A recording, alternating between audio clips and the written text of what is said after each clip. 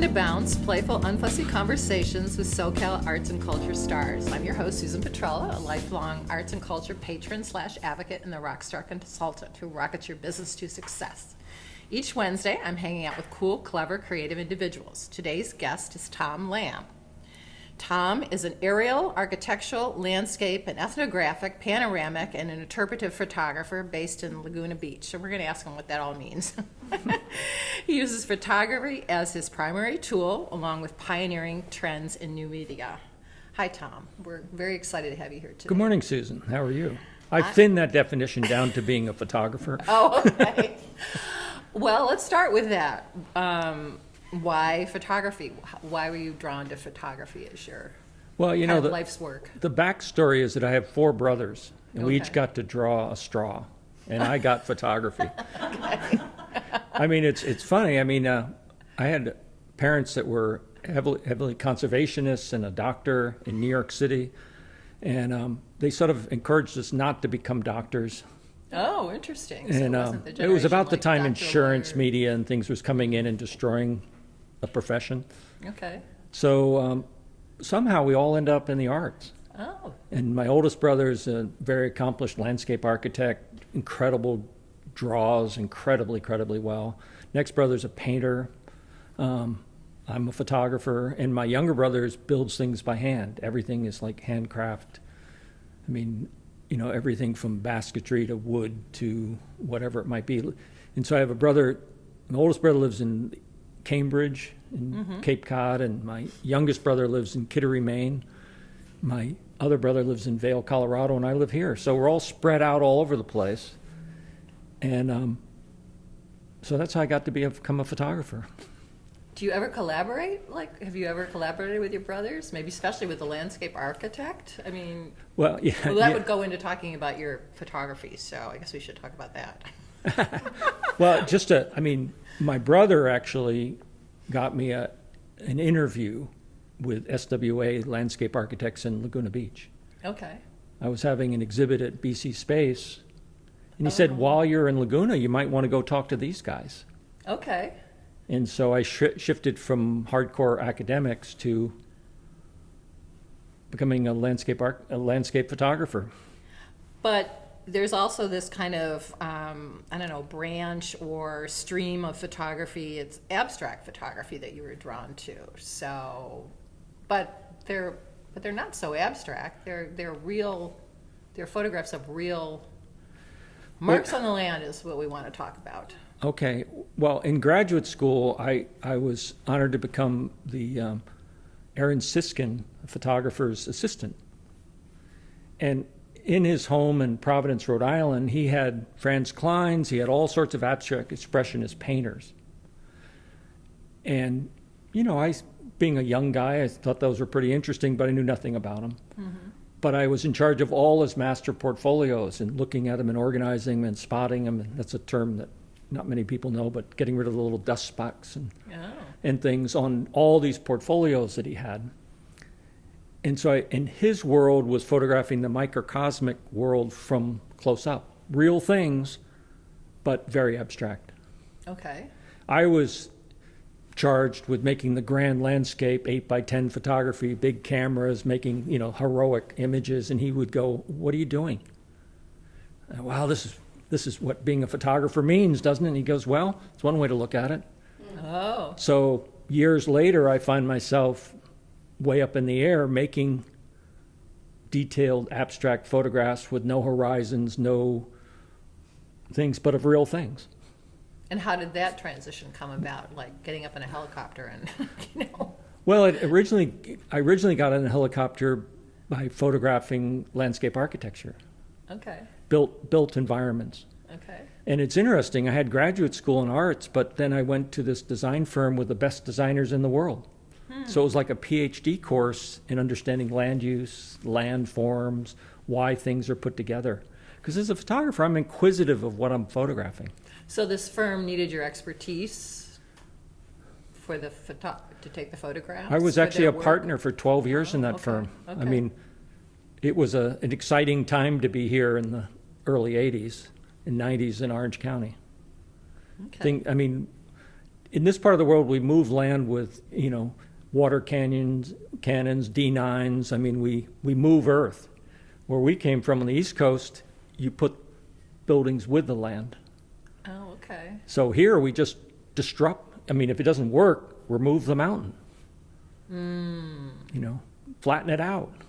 So how does that, Oh, it makes for great photographs. yeah. And is that where marks on the land came Yeah, from? because it's all man's marks. I mean, I do some natural marks.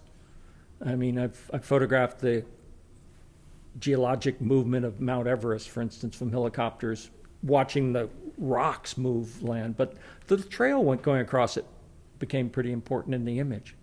Okay. So, but it's most of the images tend to be man's intervention with the natural environment or the urban environment.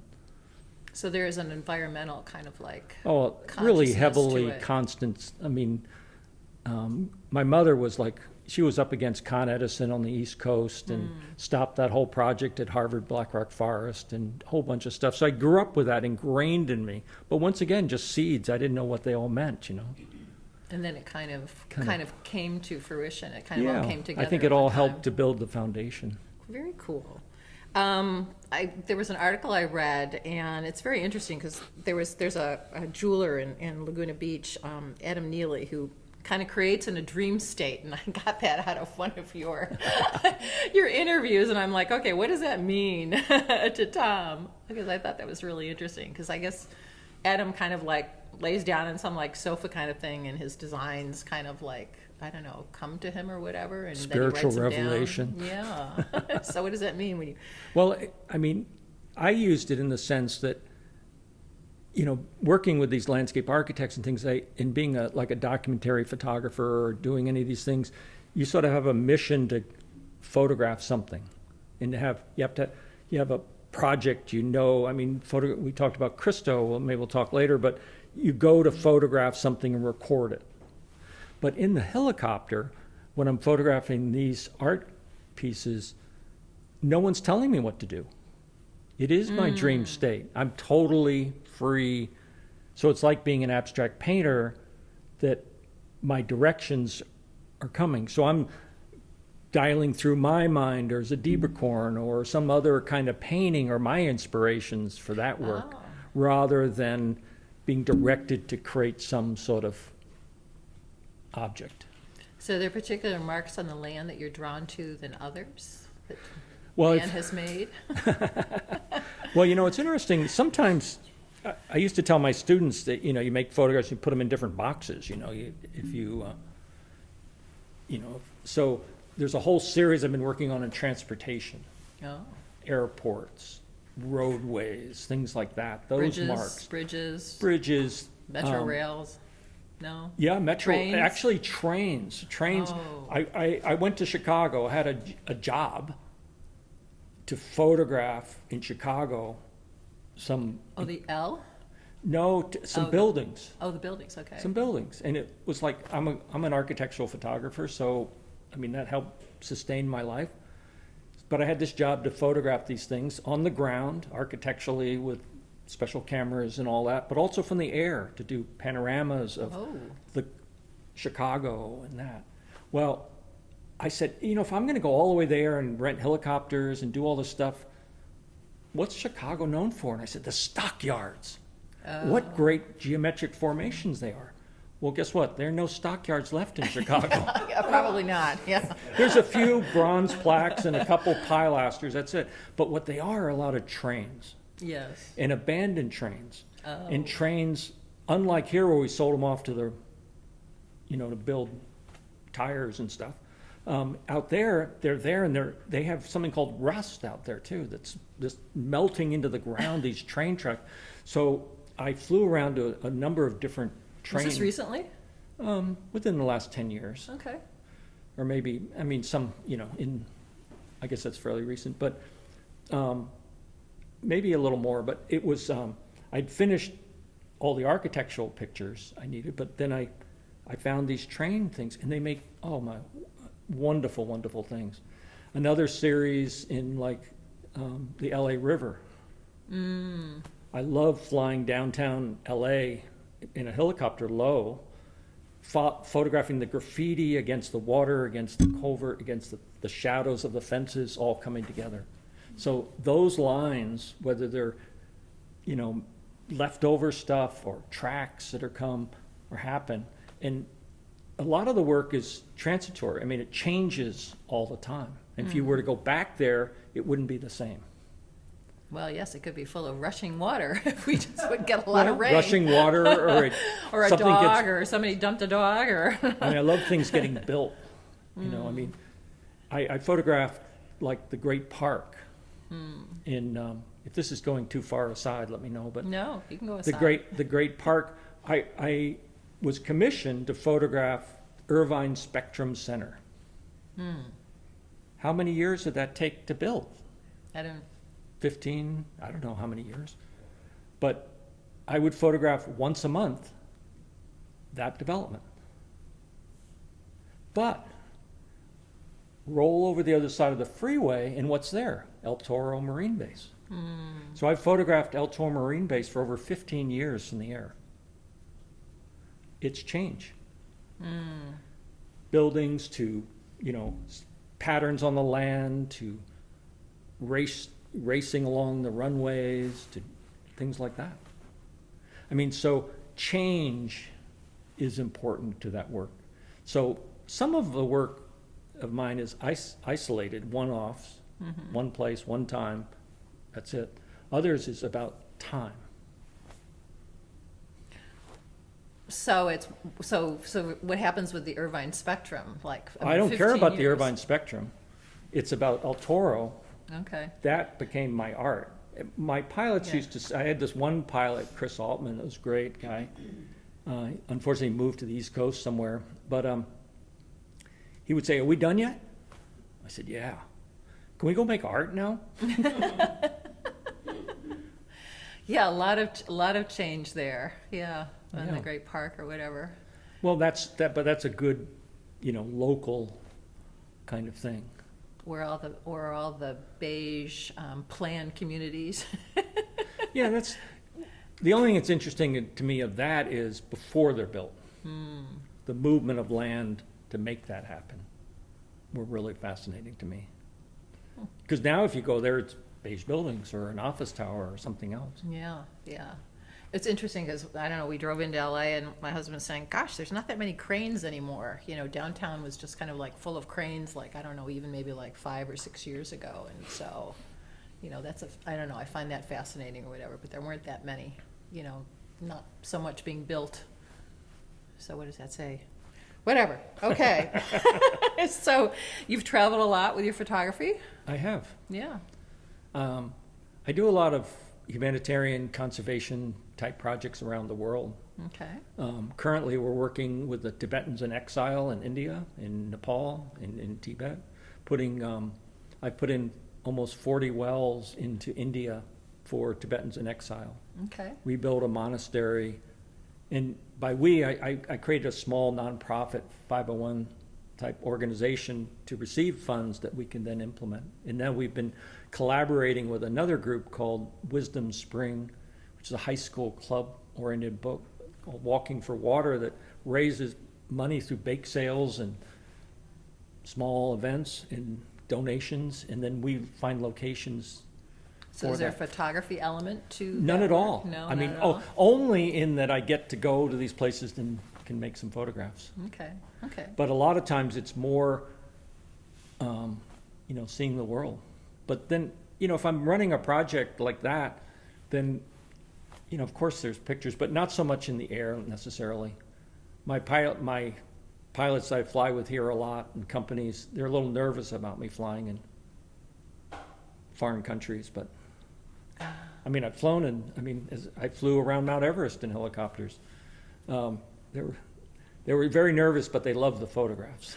Wow. Yeah, that would make me. I would never get up in a helicopter. That would make me really nervous. Well, and that was not for a project. It was just I've been making textiles out of my photographs. I want to talk about that. So you decided to make some carpets and rugs. Well, the photographs I've been making of like the size of this Bradford 40 by 60 kind of photographs, and collectors will say, I already have a couple of yours. Where am I supposed to put them? And I said, what about the floor? We're Okay. doing carpets. Okay. And so that's actually been kind of an interesting thing, because you look at a color photograph from an aerial that I make has millions of colors, but it's abstract. You take that down to 14 colors and make a carpet out of it, and it synthesizes. So what does that involve? How does that work? Well, it involved a lot of alcohol for a while. I working on these Tibetan projects, I have a lot of really good friends that are Tibetans, and this one man, Tenzin, has a carpet factory in Nepal, and I knew that he did this, and he makes the best carpets, some of the best in the world of Tibetan style. I mean, Cartier and all these other people, they're the ones that makes their things. And he goes to rug shows and people are on bended knee and they're like he's God. And he said, I don't touch individuals. I don't do that. I said, okay, that's fine. A couple years go by. I go, I'm interested in making a carpet or two to try it out. He goes, I don't do it. So I said, well, I'm going to come to Nepal and see you. And he said, fine. So I came, and then my wife came with me, and he asked her, well, he's here now. What are we going to do with him? What does he want to do? And she said, well, if you can get him in a helicopter, he might be happy. So next thing I know, I'm in a A-Star flying around Everest. And that's a whole thing in itself. And then we went out to some clubs, drank a lot of alcohol, and he decided that I was an okay person. And he said, all right, come, let's talk. So I made some, and he said, I've been doing all these carpets, amazing designs, amazing things. None of them had a story. All your images have stories. They all have a place, a grounding to them that none of these designs have. They may be phenomenal things, but your aerials are so different. Let's keep making them. Oh, wow. So I've made maybe 30 carpets, Okay. ranging, the largest has been, 18 by 15 feet, something like that. Okay. I made one that's 18 feet by 6 feet. That's in, it's Storm King Art Center in New York. That's in like a conference room, and it's used as a buffering, like a sound buffering, as a textile, because it's a loud room.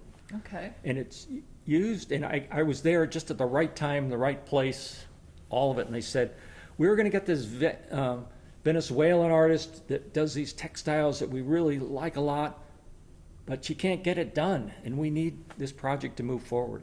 I said, what about this? So do they get the story along with it? Oh, they get everything. Yeah. Yeah. Yeah. No, they collect some of my work, so that's fortunate. But that was like a great piece to have. And sometimes someone will say, these things can either be on the wall or on the floor too. Right. So they could be any way. And they're not woven, they're knotted. So they're 100 knot per inch things. And the silk or the wool is sourced from the high Tibetan plateaus. So it has lots of lanolin in it. And there's no whites, pure whites, because that's a machine wool.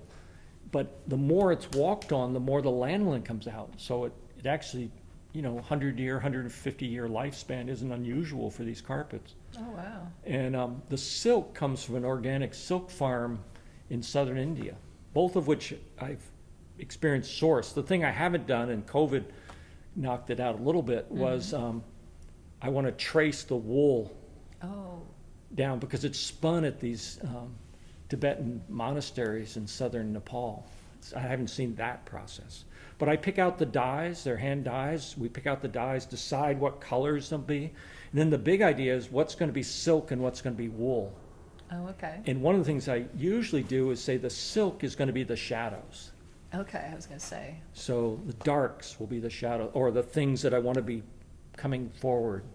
I mean, we did some lavender fields from the Cogswells in England, and they have these purples in there, and I wanted different tonal values to come forward. So we take my photograph, it's translated into like X's and O's, kind of like you might make a I was going to say, what's the tapestry process? Yes. to make it visually something that can be, because they got to take all the colors away, right? And then figure out, then they have to make dye lots for the colors that it's going to be. And so they synthesize it down, and then we work collaboratively back and forth to decide which is going to be shadows, which is going to be light, dark, and some little prototypes are made and then go into production. They take about I was going to say, how long does it? 4 months Okay. by people like nodding, like crazy nodding. And so it's, it's really back and forth kind of thing. That's good. So it's not like a one-off, like here it is, and you're not involved any longer. So Oh, no, quite I mean, extensive involvement. No, it's much more than you'd send something to the foundry to have your wax done or something. But it's interesting, by chance, I had 2 carpets made of the same image, which typically I wouldn't, they're sort of supposed to be one-off, but like a monotype, it's like taking Jim Dime's thing, the whole bottom left field, even though when you first looked at it, it looked the same, it was totally different. There was interpolations that came when they were knotted. So, I Because- mean, I put them down, I was photographing, and go, "Well, what's that square there? It's not there. What else is different?" And all of a sudden you see all the So anomalies. is that the person who's nodding? Yeah, Kind of I coming mean, into there's, play? it's not like it's printed onto it, it's knotted. Wow. So that process is like ephemeral. I mean, I don't know how they even do that. I mean, it's so fast, so thing. I mean, they have a visual reference, but their interpolation to it is different. So there's an extensive process with the rugs, but your process as a whole, do you sketch or do you just go out and get in a helicopter and say, oh, I want to go photograph, these marks on the land? No, I mean, a lot of it is, a lot of the images, photographing architecture, a lot of them were commissioned flights. And when you fly in a helicopter, it's quite expensive. And, I've probably flown 1,000 flights. And it's like buying a pizza, Okay. is my only best reference. When was the last time you ever finished a pizza? What do you do with a pizza? You put it in the refrigerator when you're done, right? Right. Well, there's no returning a helicopter flight. You own it. So if I've used up 1/3, 2/3, 3/4 of it, that extra part is mine. Oh, okay. So that always becomes the art part. Oh, I could go totally on my own, and I've done that too, okay. but a lot of them were, Just happenstance for I when you had were my, done with the kind of I the had real my, project? what do you call it? The benefactors provided the helicopter for me. I remember I went to photograph Christo's project in London, the London Mastaba, and a friend of mine, a jeweler, told me that her nephew lived in the Cogswalls, and by chance he had a helicopter, and I should go visit him. Oh, interesting. And so I got there, and he was like, they're delightful people. And he had a helicopter because where his farm was in the Cogswells to his factory was an old Spitfire factory over here. On land, it took like a half an hour. By helicopter, 12 minutes. So he had gotten permission What, to land his helicopter at his house? at his house and at the factory. Oh, Getting the house wasn't sort of the deal, it was the factory, because he had to cross an M road and he had to cross a railroad thing. In England, you can't do that, but he was part of Parliament. He was like pretty well connected, so he could do that. But we flew all over the Cogswells and up to Stratford-on-Avon and Oxford, and it was right in the summer when the ancient ruins were coming up out of the ground. So you could see like old wall formations and things. And so we just flew, and he hadn't taken the doors off his helicopter in a long time. oh, Typically people, when they fly, they don't take the doors off, but I can't photograph without the doors off. so do you have to strap yourself in and you're kind of like hanging out photographing? Well, you don't actually want to be out there. You're sitting like this, and you're, in the Robinson, which is a 4-place, Robinson's a great helicopter base. It almost appears, the way it's cut, it almost appears like you're out, but you don't want to be with the wind because there's a lot of wind. I use these amazing gimbaled stabilizers that are like spinning discs and things that neutralize the workings of the helicopter. Okay. So it's like like a tripod in the sky, but you don't want to be out there. So you don't need to have, you read about these guys in New York City with get big harnesses and they can't get out and they give them a, utility knife to cut themselves out or something. I mean, it's like, no, that's like all wrong. Okay. But I have photographed, sitting on the skids and doing that, but typically you're inside the helicopter. And there must be you're not photographing with your iPhone, so there must be a certain cameras and stuff that you use?